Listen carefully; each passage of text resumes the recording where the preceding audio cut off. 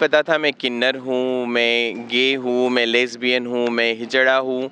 ये तो मुझे समाज ने बताया है कि तुम ऐसे हो। तुम लड़की जैसे बात करते हो, तुम लड़की जैसे चलते हो, तुम अपने भाई बहन जैसे नहीं हो। तो मैं तो अपनी बड़ी हो रही थी अपने मस्ती में। बच्चों को गोद नहीं ले सकता या उनकी परवरिश नहीं की जा सकती, ऐसा मान के चलते हैं वो लोग, और गोद लेने का अधिकार नहीं है। लेकिन हमें तो किसी माँ बाप का प्यार कभी मिला नहीं, या कभी हमें समाज का प्यार मिला नहीं। आज महाराज जी, क्या आप टेक्निकल एजुकेशन भी देते हैं, खासकर इमर्जिंग टेक्नोलॉजी जो आ रही है? नालसा जजमेंट पढ़ते हुए, लेकिन नालसा जजमेंट आने के बाद कहीं ना कहीं ऐसा लगा कि एक लड़का लिपस्टिक लगा के भी घर से बाहर निकल सकता है, वो लड़की के कपड़े पहन के भी बाहर जा सकता है। साथियों, जैसा कि आपको पता है, हम आए हैं कुंभ नगरी प्रयागराज। प्रयागराज एक प्राचीन शहर है और कुंभ का जो महत्व है वो सिर्फ हिंदू ग्रंथों में जिसका उल्लेख नहीं है, ऋग्वेद में तो उल्लेख है ही है, जैन धर्म और बुद्ध धर्म और ब्रिटिश कालीन बहुत सारे धर्म ग्रंथों में भी इसका उल्लेख है। कुंभ की एक परंपरा है, कुंभ को लेकर के बहुत सारी किंवदंतियाँ भी हैं, कुंभ को लेकर के बहुत सारे उत्सव हैं। एक कुंभ का एक आकर्षण, मुख्य आकर्षण ये भी होता है कि यहाँ पे संत महात्माओं के जितने भी अखाड़े हैं वो सब आते हैं, यहाँ पे स्नान करते हैं, शाही स्नान होता है। उन्हीं सब अखाड़ों में से एक अखाड़ा है किन्नर अखाड़ा। किन्नर अखाड़ा के महाराज जी हमारे साथ हैं, हम उनसे बात करेंगे और जानने की कोशिश करेंगे कुंभ के महत्व को लेकर, समाज की उनकी दृष्टि और क्या चैलेंजेस हैं, स्पिरिचुअलिटी और मटेरियलिज्म में क्या फ़र्क है, कैसे एक संतुलन बनाया जा सकता है। हमारे साथ हम बात करेंगे इन्हीं सब मुद्दों पे। महाराज जी, आपका स्वागत है, धन्यवाद आपने मुझे टाइम दिया। जय श्री महाकाल, ओम नमो नारायण। मैं हूँ माँ पवित्र नंदगिरी महामंडलेश्वर किन्नर अखाड़ा एवं जूना अखाड़ा, और आज हम सेक्टर 16 में उपस्थित है सभी, और आप सभी लोग मुझे देख रहे हैं या फिर पूरे मेले को अगर आप देख रहे हैं तो ये 16वां जो सेक्टर है उसमें सबसे ज़्यादा अद्भुत एक सबके सोचने के लिए और सबकी मान्यता के लिए, चाहे अभी तक जितना भी विरोध किन्नर अखाड़े के लिए हुआ है, लेकिन फिर भी हम अपने बलबूते पे हर कुंभ में, हर माघ मेले में प्रयागराज होते हैं। जैसे हमारा ये चौथा कुंभ है और ये सबसे बड़ा महाकुंभ है जिसे हम दिव्य और भव्य कुंभ की कल्पना करते हैं।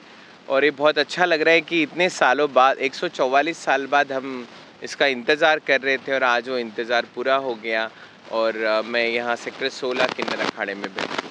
महाराज जी, एक वैश्विक स्तर पर जेंडर पैरिटी इंडेक्स निकालते हैं, पूरी दुनिया में जेंडर जस्टिस को लेके बात की जा सकती है। सुप्रीम कोर्ट के बहुत सारे वर्डिक्ट हैं जिनमें जेंडर पैरिटी को लेके बात की जा सकती है, जेंडर जस्टिस की बात की जा सकती है।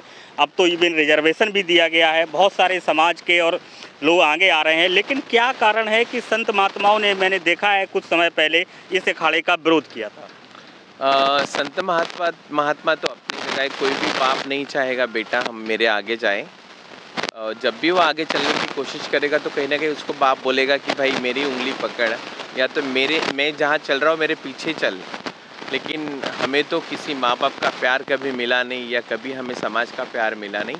आज अब नालसा जजमेंट देखते हैं, या फिर जितने भी 377 के लिए इतनी लड़ाई हाई कोर्ट में लड़ी है, या हमारे जितने LGBTQI lesbian, gays, bisexual, transgender, intrasexuals, queer, जो एक लड़का बिल्कुल एक लड़की जैसे रहता है, दाढ़ी मूछ पे भी वो वेयरिंग करता है। तो ये हमारे जो इतने सारे LGBTQI ये जो आया है हमारे इंडिया में, हमारे देश में, क्योंकि इसको समझने के लिए समाज को बहुत टाइम लगा है। 350 साल लग गए हैं किन्नर समाज को एक ऐसी जगह आने के लिए कि जहाँ पे उनको आज भी इतना माना नहीं जाता, इतना सम्मान नहीं दिया जाता है। लेकिन बोलते ना कि घर से बाहर निकलोगे ही तो दुनिया पता चलेगी, और अपने ही कदम हमें अच्छे जगह पे ले जाते हैं, अपनी मंजिल पे ले जाते हैं। और कहीं ना कहीं हम पैदाइशी सन्यासी थे, लेकिन समाज ने, हमारे जिन्होंने हमें पैदा किया है, जिस माँ की कोख से मैं पैदा हुई हूँ, उन्होंने मुझे डिसोन कर दिया है बचपन में, उन्होंने मुझे समझा नहीं। तो आज कहीं ना कहीं मेरी ताकत और मेरे भगवान, उन्होंने मुझे यहाँ तक पहुँचाया है। मैं बहुत छोटे से गांव में रहने वाली, महाराष्ट्र के एक विदर्भ स्टेट है, विदर्भ एक एरिया है महाराष्ट्र स्टेट में, वहाँ पे अमरावती शहर है, छोटा सा एजुकेशनल सिटी है। लेकिन कहीं ना कहीं हमारी जो मराठी फैमिली है बहुत ऑर्थोडॉक्स है। अगर हमारे बच्चे अगर ऐसे भी है और बदनामी से बचना है तो शायद वो घर में ही बच्चे को गड्ढा करके दबना देंगे, लेकिन उसे बाहर नहीं जाने देंगे। लेकिन जबकि कहीं महाराज सच्चाई तो ये है कि अध्यात्म का जेंडर से कोई लेना देना ही नहीं है। अध्यात्म का जेंडर से क्या लेना देना है? लेना देना तो कभी नहीं था, लेकिन हमारी जो संस्कृति है और हमारा जो समाज है, वो समाज कहीं ना कहीं इस जेंडर को कभी अपनाने के लिए तैयार नहीं था। अगर मैं एक लड़का हूँ और मेरे भाई बहन बिल्कुल आप जैसे यहाँ जितने खड़े हैं उनके जैसे हैं, लेकिन मैं सबसे अलग हूँ, क्योंकि मैं पैदा होते ही मैंने कहीं दुकान से मेरी सेक्सुअलिटी, मेरा जेंडर खरीद के मैंने लाया नहीं। और जैसे मैं बाहर आई हूँ तो मुझे अपने अपने दिल से, अपने मन से मैं जो भी करती थी, जो भी रहती थी, जो भी कपड़े पहनती थी, जैसा भी मैं चलती थी, वो उसी टाइप से मैं बड़ी हुई हूँ। मुझे नहीं पता था मैं किन्नर हूँ, मैं गे हूँ, मैं लेस्बियन हूँ, मैं हिजड़ा हूँ। ये तो मुझे समाज ने बताया है कि तुम ऐसे हो, तुम लड़की जैसे बात करते हो, तुम लड़की जैसे चलते हो, तुम अपने भाई बहन जैसे नहीं हो। तो मैं तो अपनी बड़ी हो रही थी अपने मस्ती में। अच्छा लेकिन महाराज जी, समाज में एक बड़ी कुरीतियां हैं लोगों की सोच को लेकर के कि अगर कोई व्यक्ति धीरे धीरे चल रहा है तो लोग कहेंगे क्या यार महिलाओं की तरह चल रहे हो, मतलब महिला है तो धीरे चलेगी, क्यों चलेगी भाई, क्या पुरुष धीरे नहीं चल सकता है? तो समाज की जो सोच है ना, वो समय के अनुसार बदलती नहीं है। महाराज जी, आपको किस तरीके की चुनौतियों का सामना करना पड़ता है? चुनौती का सामना, अभी तो मैं बिल्कुल एक अच्छी जगह बैठी हूँ, यहाँ तो मेरे लिए अभी कोई चुनौती नहीं है। लेकिन मैं बचपन से जब बड़ी हुई तो बहुत सारी चुनौतियाँ थी, बहुत सारे प्रॉब्लम्स थे। माँ बाप से दूर रहना, भाई बहनों से बात नहीं करना, रिश्तेदारों ने तो ऐसे कर दिया था कि अरे तुम तो पाप हो, तुम्हारे माँ बाप ने पाप किया है।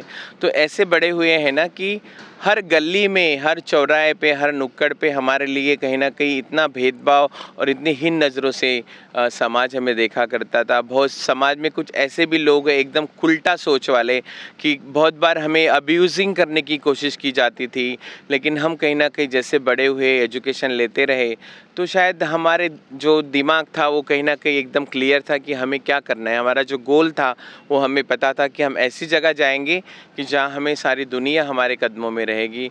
और वही राम जी के आशीर्वाद से आज हम पूरे सनातन के साथ चल रहे हैं और सनातन के साथ बैठे हैं इस गंगा की गोद में, जहाँ भव्य कुंभ और दिव्य कुंभ की तैयारी हो रही है। वहाँ ही सेक्टर 16 में किन्नर अखाड़े का जो स्तूप लगा है, आज यहाँ पर मैं हूँ।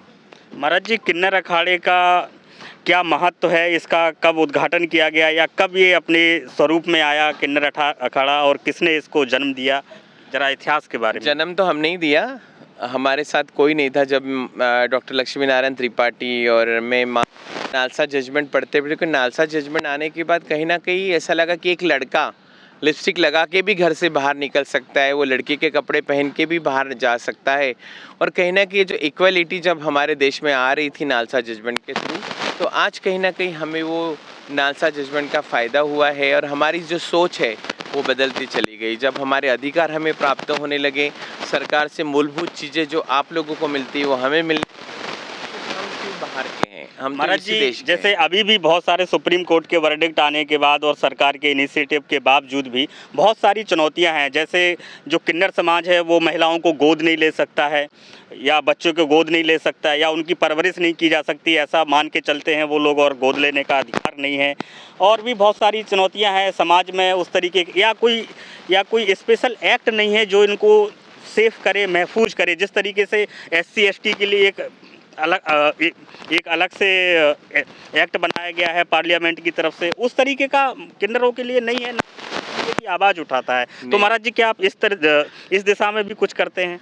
देखो, बोलते ना कि हम जब तक खुद अपनी नज़रें और अपना दिमाग और अपन बाहर नहीं आएंगे उस सब निकल से। अगर मैं बहुत भावनिक हूँ और मैं सिंपत्ति अभी मुझे नहीं चाहिए, मुझे मान नहीं सम्मान चाहिए। जब तक मेरा अधिकार मुझे लेना है तो मुझे घर से बाहर निकाल के बाहर कॉलर मेरे अधिकार मुझे लेने पड़ेंगे।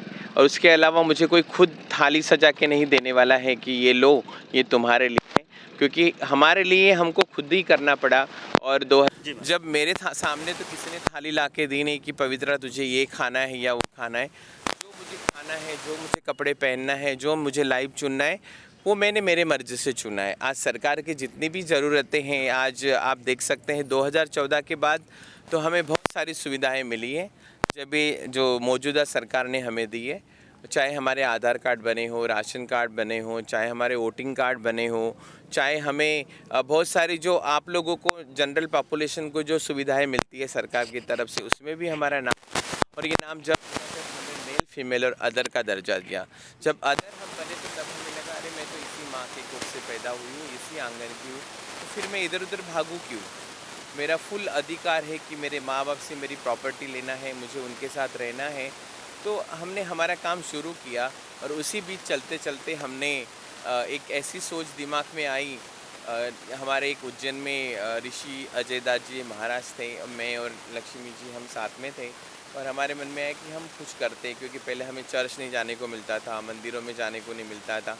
किन्नर उपदेवता में आते हैं, लेकिन हमारे समाज ने कहीं ना कहीं हमें पूरी तरह दफना के रखा था। हमारा काम था सिर्फ पेट भरने के लिए कि ताली बजाओ, नाचो, दुनिया की गाली खाओ। अगर हमने गाली दिया तो हम बुरे हैं, अगर तुमने गाली दिया तो हम सही है, क्योंकि हम सबसे अलग हैं।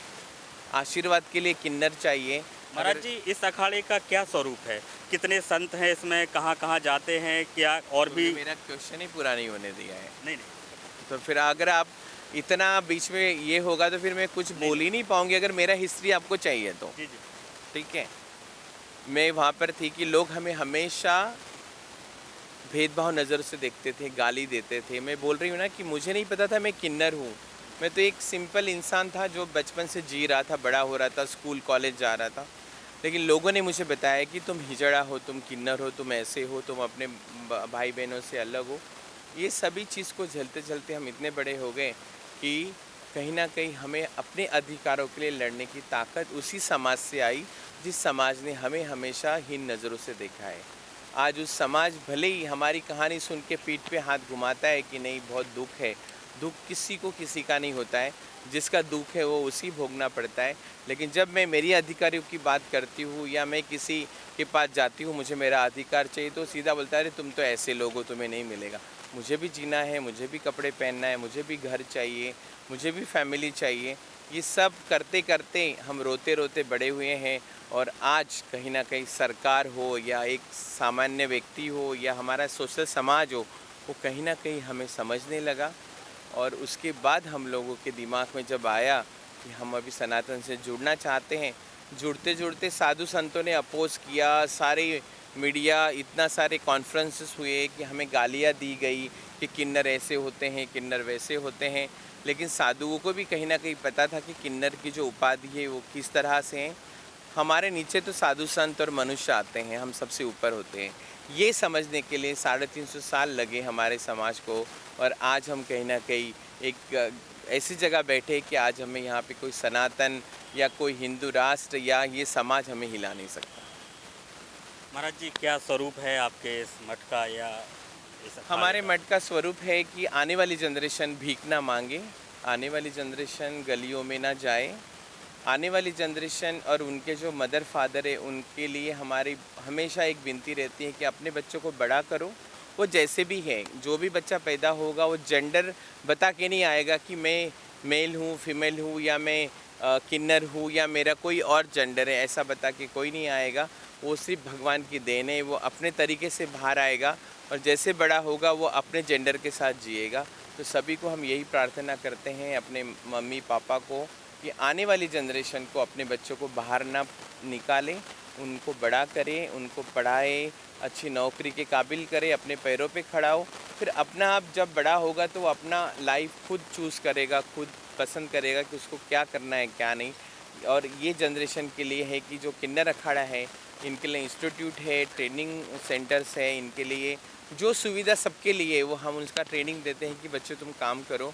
हम नहीं चाहते कि ये जो बच्चे हैं ये जाके ताली बजाए और भीख मांगे। बस यही हम सबको विनती करते हैं कि आप लोग अपने बच्चों को घर में संभालो, घर में साथ में रखो, उन्हें प्यार दो। अगर वो बाहर आएंगे तो वो आपके जैसे नहीं बनेंगे, वो कुछ और बनेंगे। इसीलिए हम विनती करते हैं कि जैसी मैं हूँ वैसे ही आपके बच्चों को मत बनाओ, उनके साथ रखो और उनको प्यार करो। महाराज जी, अभी तो आप कुंभ में आए हुए हैं, सब लोग आपके दर्शन कर रहे हैं। जब कुंभ समाप्त हो जाएगा तो फिर लोग आपसे कैसे आपके दर्शन कर सकते हैं? कहाँ? हमारे मठ है, मैं उज्जैन रहती हूँ, महाकाल नगरी में। मेरा वहाँ पे आश्रम है, दत्त अखाड़ा में जूना अखाड़े की महामंडलेश्वर हूँ। श्री महंत हरिगिरी महाराज जी मेरे गुरुजी हैं। किन्नर समाज में मेरी गुरुजी लक्ष्मी नारायण त्रिपाठी जी है। मैं उनके साथ ही रहती हूँ दिल्ली में। और वैसे मैं एनजीओ चलाती हूँ मेरे डिस्ट्रिक्ट में, अमरावती शहर में, समर्पण, संबोधन और सारथी ट्रस्ट के नाम से। मैं मेरी कम्युनिटी के लिए और मैं सोशल समाज के लिए काम करती हूँ। महाराज जी, अभी आप अपनी कम्युनिटी के लिए किस तरीके की सुविधाएं उपलब्ध करा रहे हैं अपने एनजीओ हम लोग एनजीओ से उनका हेल्थ पूरा जितनी हेल्थ इश्यूज़ है वो सब के लिए हम काम करते हैं। उनके ह्यूमन राइट्स के लिए काम करते हैं।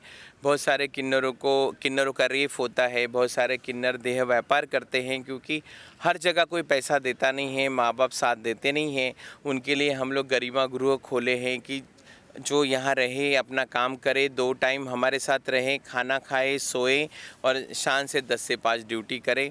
और हम मेरे खुद के एनजीओ में 18 बच्चे हैं जो किन्नर है, जो समलैंगिक है, लेस्बियंस है, उनको हम जॉब देते हैं। 15 से 20-25 तक सबको सैलरी होती है अपनी रेंज देख के और एजुकेशन देख के। हम लोग सबकी सुविधा के लिए काम करते हैं। महाराज जी, क्या आप टेक्निकल एजुकेशन भी देते हैं, खासकर इमर्जिंग टेक्नोलॉजी जो आ रही है? बहुत सारे बच्चे जो हैं हमारे साथ काम करने वाले, कोई पॉलिटिक इंजीनियर बन रहा है, कोई सिविल कर रहा है, कोई डॉक्टरी, बहुत सारे लॉयर बन रहे हैं, उनको हम एजुकेशन भी प्रोवाइड करते हैं। जी जी, आपका बहुत बहुत धन्यवाद, आपने हमसे बात की। शुक्रिया। मना रहे हैं। जय हो। Thank you.